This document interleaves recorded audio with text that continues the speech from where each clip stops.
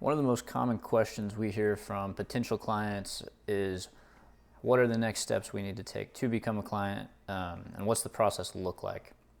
So this thing we put together here is called the PIL. This is kind of our process to take you from just meeting us, hearing about us, having our first meeting, to being a client fully integrated and fully involved with us. We have our purpose, initiate, and launch meetings here in the middle. And then on each side, you see kind of the deliverables of each of us. So for the 111, these are the potential clients that will eventually be a client. These are the documents and things we kind of need from them. And then on the pillar side, what are we creating? What are we presenting and talking about in the meeting? And then here at the bottom is kind of just our ongoing fulfillment. What's that look like? What are we really going to keep doing? So we're going to dive into the intro first, and then just kind of work down. So for the intro, that's kind of at the top there above purpose. Quick 15, 20-minute phone call just to kind of see your background, what your current situation is, why you're reaching out to us, and get a feel for what your goals are and kind of lay the foundation for the relationship that we'll have going forward. And then the next one we get into is the purpose meeting. So that's usually booked on the intro call or shortly after. And this is all about you. We're trying to figure out your purpose, how money serves you, kind of what our goal is and what the goal should be for our service. What is a win and what is good quality service in your mind? And then if we align on that, it comes down to, do we think you're a good fit? Do we think we can serve you well?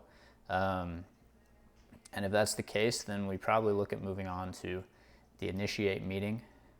So in the initiate meeting, we're going to collect a little more documents. We can see back up here. So purpose, there's not a lot of prep. Neither of us are really bringing too much. We're going to look at some things that we could bring, potential solutions based on just some basic background info, but nothing super in-depth. This initiate meeting, we're collecting a lot of documents before it so that we're way more prepared, and we can bring some real tangible solutions that we think can really help and things we can do in the first year or two. And so for that, we're going to prepare the one-page financial plan, a couple strategies, and in the meeting, we're going to talk through that. We're going to clarify what the plan is, what we need to do, make sure everything on the plan actually looks like a plan for you specifically, and that it's fit to your needs and what you want. And then after that, it's pretty much just, do we want to go forward with this? It's a conversation we have between our team. Most of the time, if we get to this meeting, it's a yes from us. And then it's also the time where you would say yes or no to working with us going forward and being a part of the 111 as a client.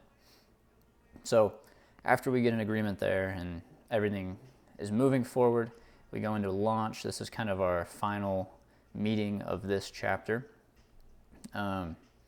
This is done, we like to do in person. We can do it virtually. It's a little more clunky, but in person's great. Virtual works just as well too. So what we do in this one is, first we're going to set up payment. This is phone call kind of before, like kind of the same day that we sign the initiate, or the next day usually. We'll get that all taken care of. We have a lot of business owners as clients, so a lot of them like to pay through the business rather than paying through an investment account or something like that. So that requires a little bit of invoicing setup, some things like that that are not as common with every financial advisor. So we work through that. We feel like we have a pretty good process there. So then in this launch meeting, we're going to collect remaining documents. Some of these are just insurance documents. A lot of clients already have a trust in place or an estate plan. So we're going to collect those and make sure we have everything so that if anything happens to you, your family's taken care of and they can come to us and we have everything and we have the full picture, and we all know what to do going forward.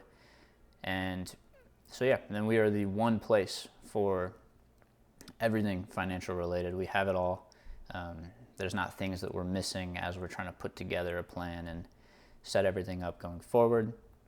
We're also going to get you logged into all of our accounts, We've got a financial planning software we get you logged into. You create a login earlier in the process, but we just make sure that still works. You have the passwords, you have the emails, like make sure it's all good to go. We're going to create accounts for the investment accounts. Make sure you get logged in there. Make sure everything looks good and you kind of are comfortable using that.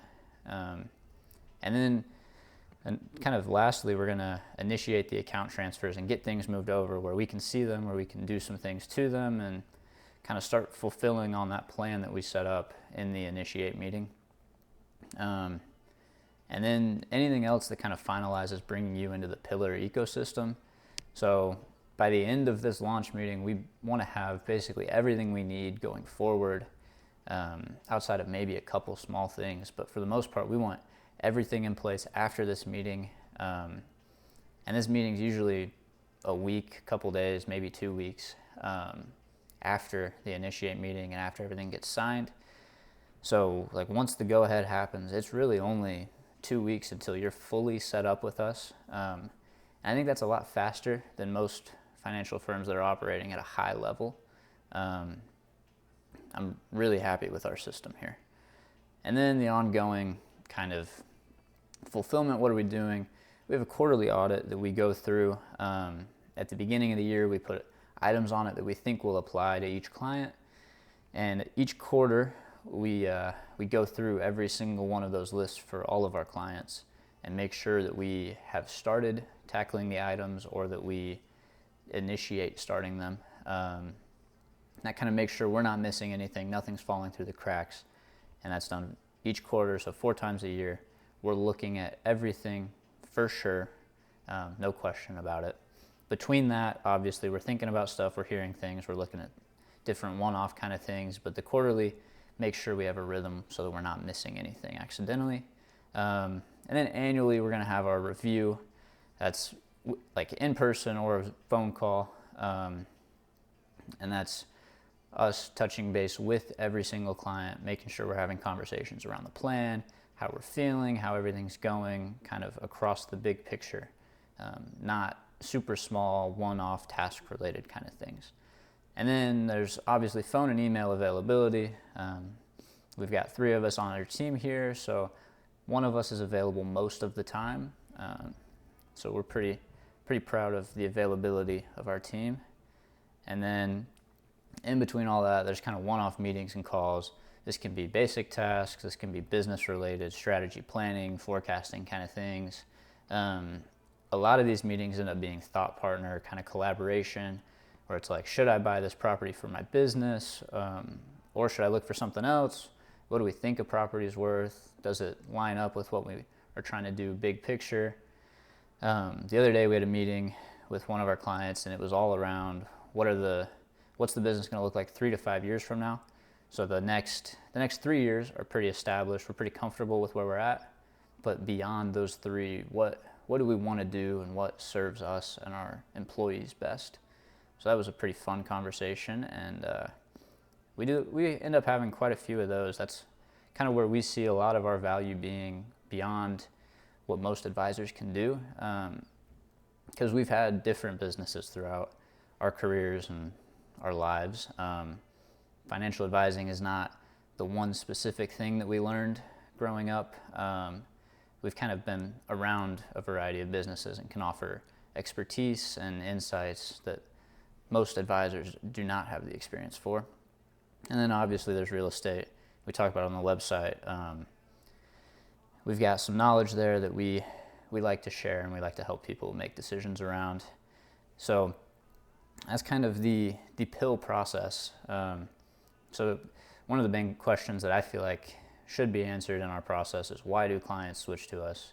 A lot of the times, we've got 4 common ones here, but the first one is, I don't know if my advisor was doing anything. A lot of the advisors just don't communicate, and some of them don't look at stuff very often for their clients.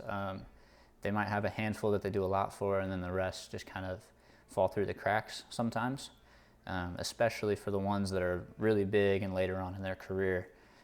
They're kind of swamped and don't have time for everybody. So that's one that we've seen a little bit. And then a lot of people are just worried that they're maybe missing something, or that their advisor was missing something and had an opportunity that they didn't capitalize on, or a thing that came up that lost them a little bit of money or could lose them money that they don't know about. This one's super common, and we feel like the quarterly audit does a really good job of addressing this. We've got a whole bunch of checklists that we use to make sure we're putting the important things on our quarterly audit list. So it's something we feel really, really good about. And then super common one is, my advisor used to understand me and my situation, but since I started working with them, it's kind of changed where my business has grown. When I started with them, the business was only doing a couple $100,000 in revenue, and now we're up pushing $2 million in revenue, and it's just, the situation is more complex. There's different planning ideas, and it just doesn't align with what I really signed up for 5, 10, 12 years ago. So we see a lot of that where it's, the advisor could be missing something. They were great at what they did, great relationship, they're a friend, they trust them, but they just can't wrap their arms around the situation that in a way that they really need to be able to. And a lot of times it's just time for a change there. So we'll go back up here, give you one last look at the kind of whole map of the process. So we go from the intro above the purpose meeting, kind of in this little gap here, just a quick phone call, and then we get the purpose meeting for an hour, something like that, really get to know you, and then the initiate, what are we going to do, what could we do for you, and then the launch, getting you set up, fully integrated into our ecosystem, and then from there, it's just part of the 111 and moving forward as a client, hearing from us pretty regularly and hopefully taking really, really good care of you. So that is the PIL, that's the process. Hopefully that provides a little bit of insight onto what the next steps are in each leg of the process. Kind of clears up any confusion there might be and gets you excited a little bit.